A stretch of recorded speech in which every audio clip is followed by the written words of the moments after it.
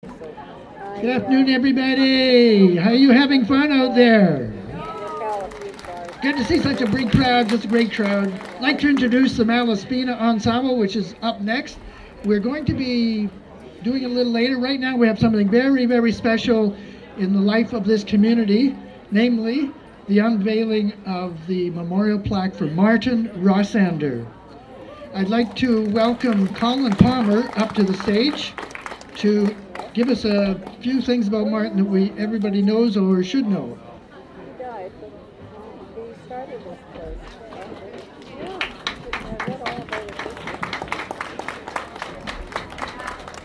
Hello, everyone. It's important that we know as much as possible about Martin Rossander, because many people here didn't know him. They're new to the community, and he was very special. When I first met him about 1968, I saw him walking around town with a grocery bag on top of his head, like a cap. And I thought, who is this guy? I found out later that he lived the life of a person concerned about the environment. He didn't just talk about it. And so when the Anti-Pollution Association was formed, about 1968-69, I was one of the founding members, and Martin came along and displayed one of his favorite characteristics. He was a philosopher. So he wanted to make sure that we understood the philosophy if he was going to join.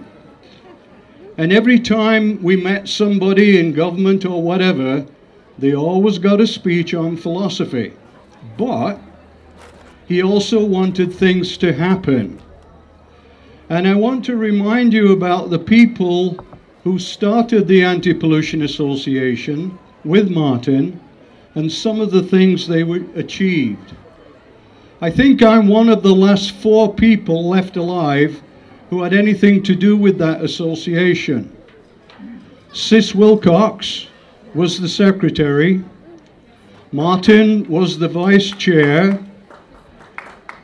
Ruby Roskovich, she celebrated her 100th birthday recently. She's here. She was very concerned about phosphates in water and was always writing to soap companies and giving them a bad time. Frank Roskovich, her husband, he joined us and worked very hard.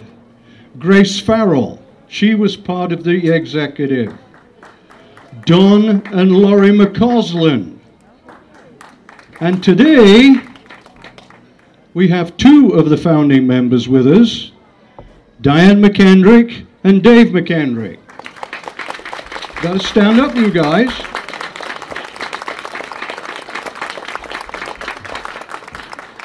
Diane eventually became the chair of the school board, and Dave, I can't tell you too much, but he was one of the bravest members of the executive because of some of the things he did. Kelly McKenzie, he was one of the executive and a very active man. So what did Martin do? Well, first of all, he spent a lot of time worrying about recycling. That's why he wore the paper bag on his head. He didn't throw things away. And he wrote, at one point, a brochure on how communities should tackle recycling. And people across the province, politicians, used to write to us asking for copies of this brochure so that they could try and apply the ideas in their communities. He also was one of the people who helped us to get a major grant out of the NDP government at that time.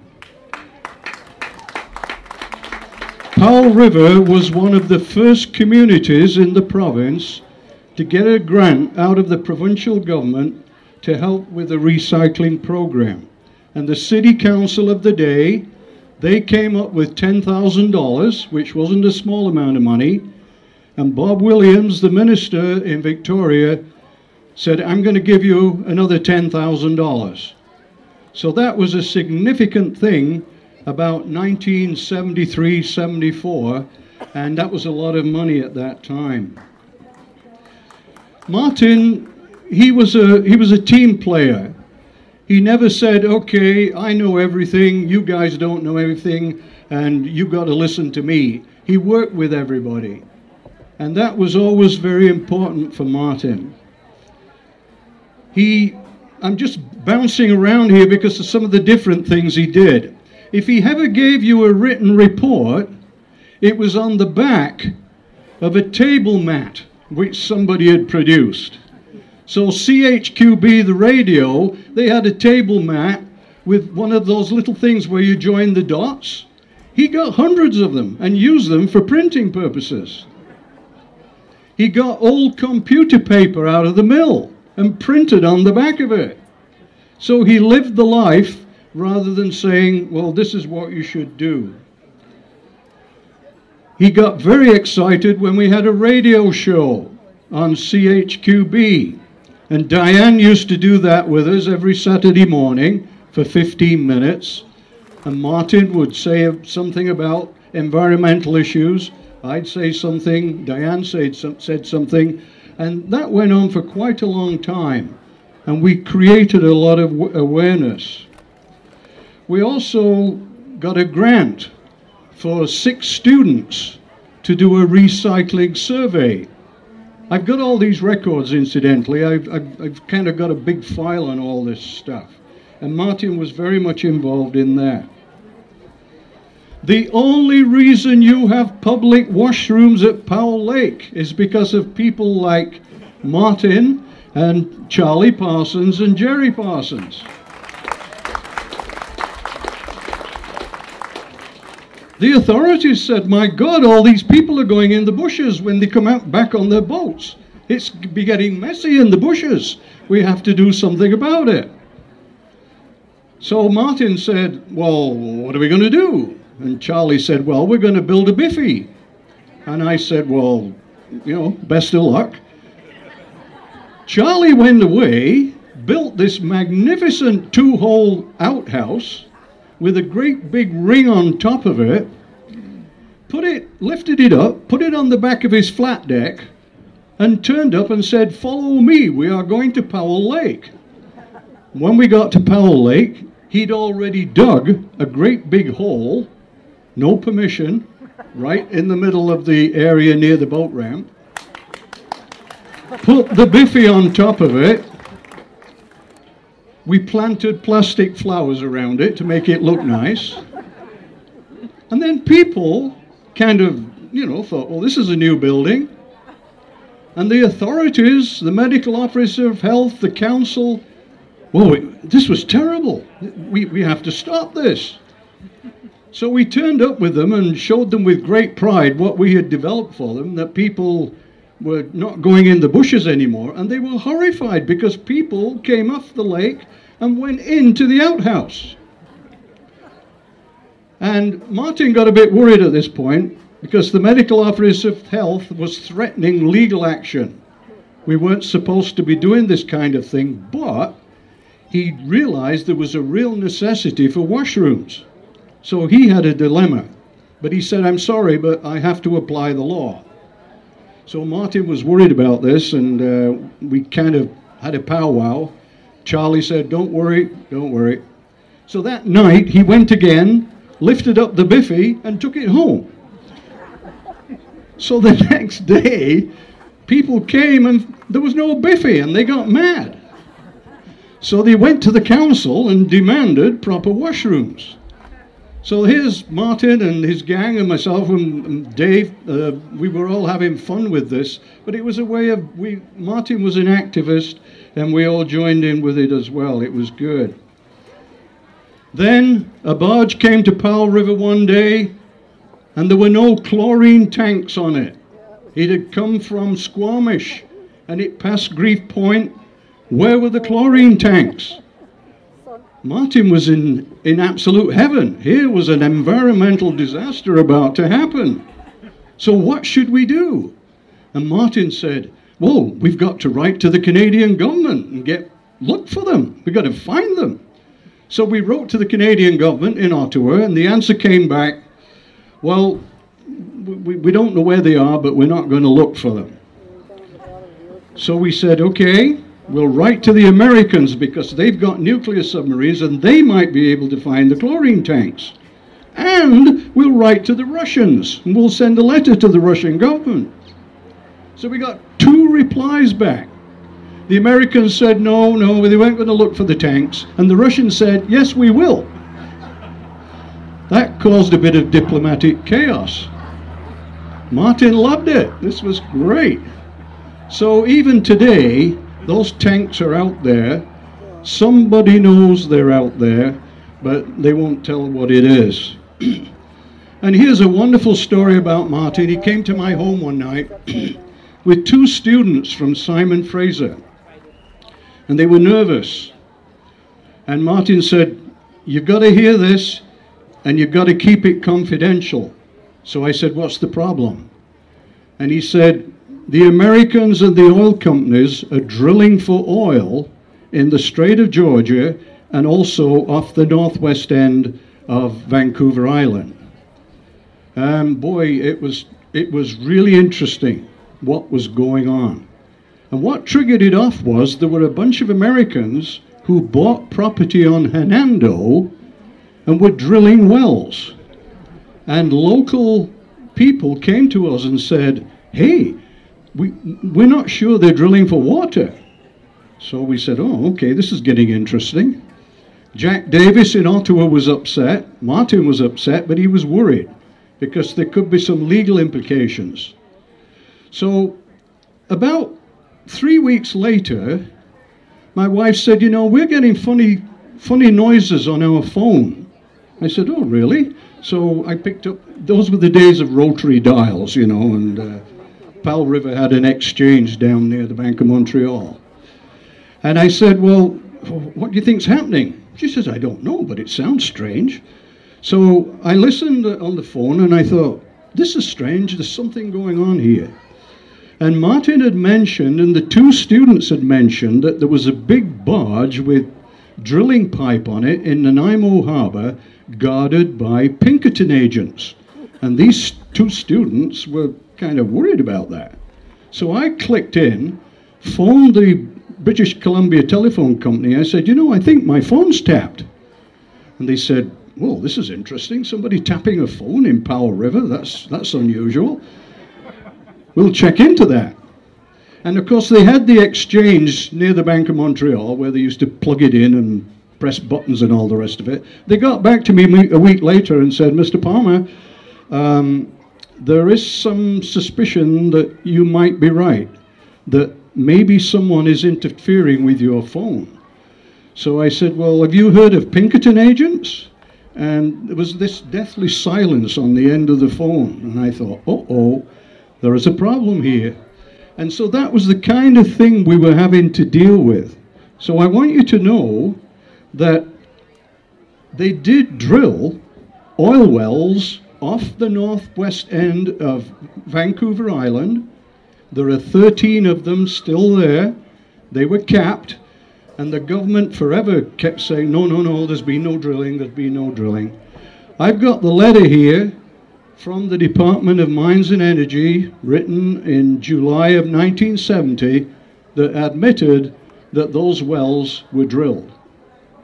And there is some suspicion that those wells on Hernando also were involved with oil drilling, but no one can prove it.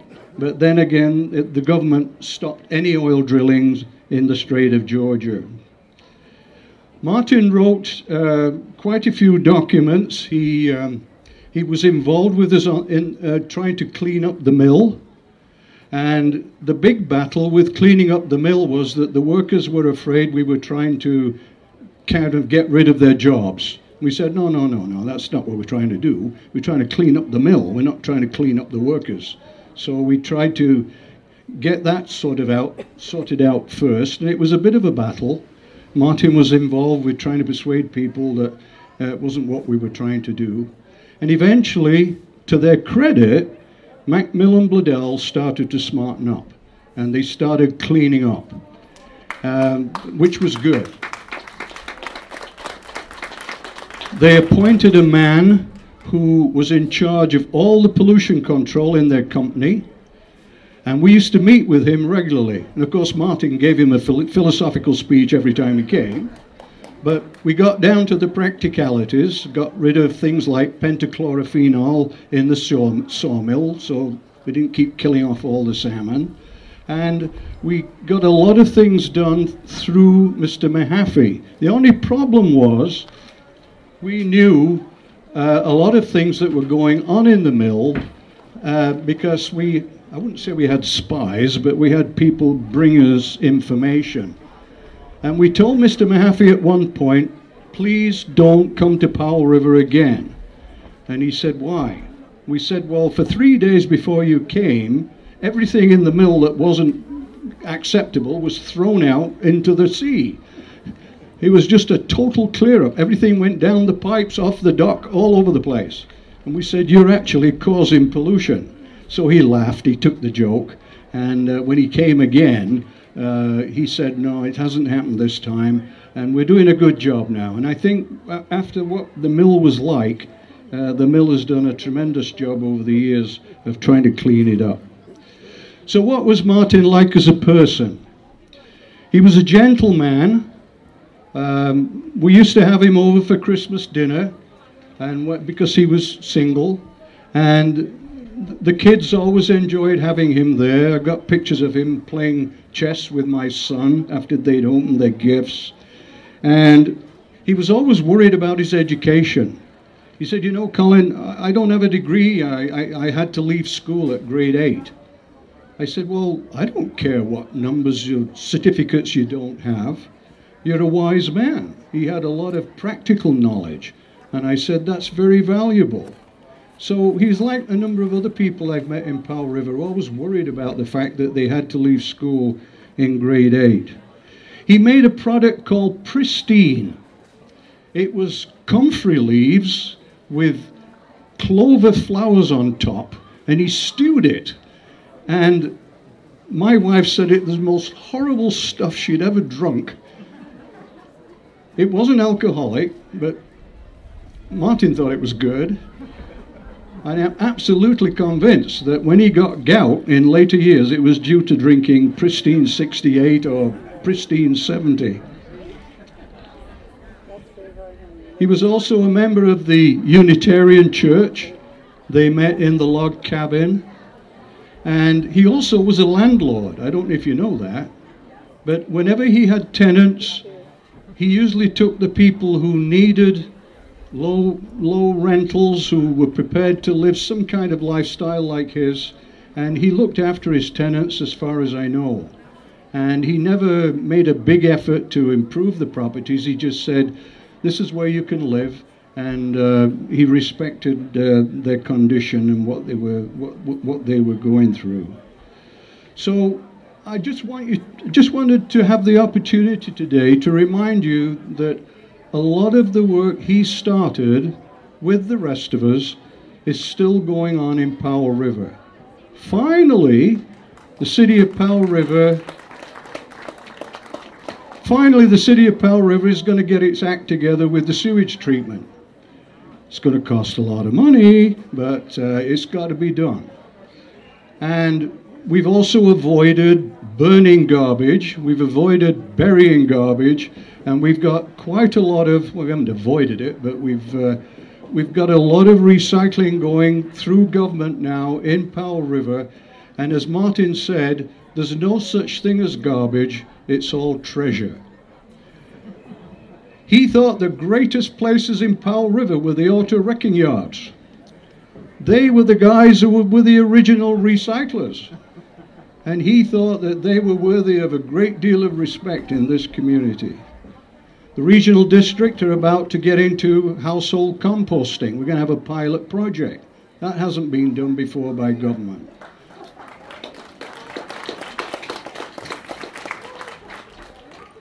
So I just hope you've enjoyed listening to what Martin did, what he was like, and when you see this plaque unveiled, okay, he was a pioneer in environmental issues, and a lot of good results came from what he did. Thank you very much.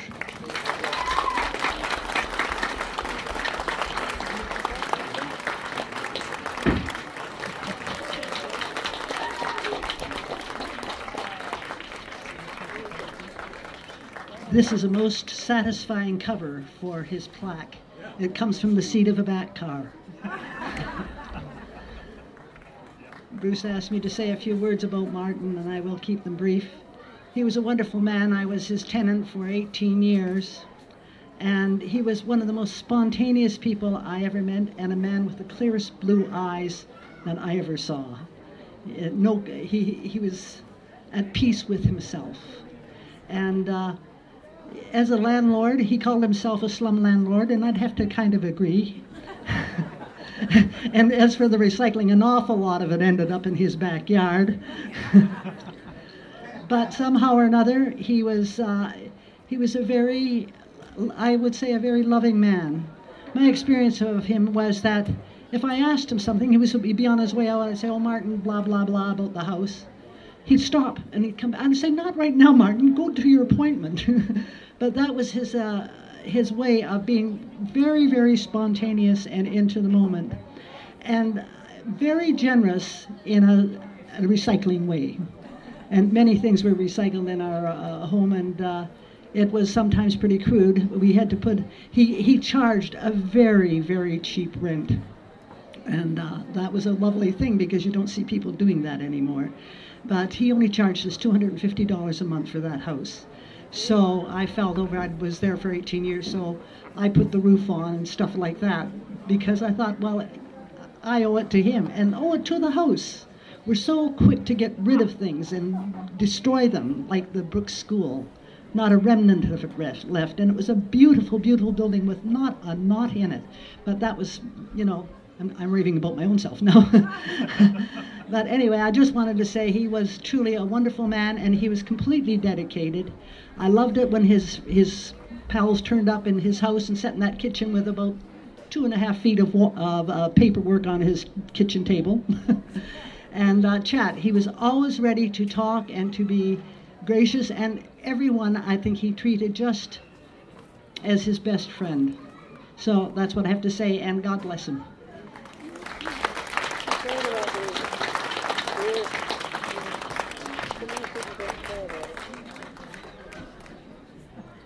Two of the things that Martin did that were not mentioned was the fact that he started up what was called an enjoyment band. Anybody that wanted to play music could come to the enjoyment band and play in the log cabin on a Saturday night. And the other thing that Martin, maybe not too many people know, was that he was involved in theater. And with it, I see a number of the founders of theater now are here now, Tina Thompson and Brian Wilson for two. Martin founded theater now in 1994. And on the website, you'll see on the plaque that there is a website mentioned, http martinrossander.ca. If you go to that website that Kevin Wilson has mounted, you'll see a lot of information about his life in theater and, of course, so many other things.